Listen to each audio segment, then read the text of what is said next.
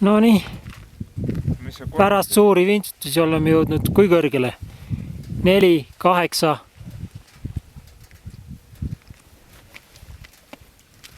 Krõbistame kepsuga.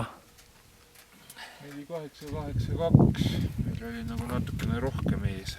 Okei, kõigil kõrguse rekord ja tähistatakse õluga. Sa teed videot risk.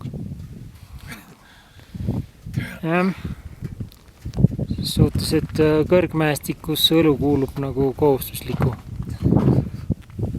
joogipoolise sekka.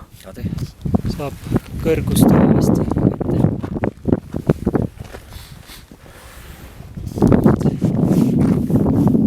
Isegi naised joovad siin. Mis sa ütled viimase 2 liigi kohta?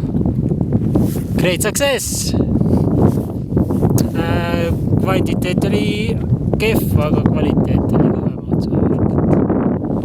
White Bellied sinkloodes maailmas 200 paari. Ja maastik on illos kaeda. Ja õlle pudelis hõikab hüüp. Gracias, amigo. Ja nüüd liimasse lennuki peale. Jätame selle maa selja taha, mis meid nii karmilt vahepeal kohtles.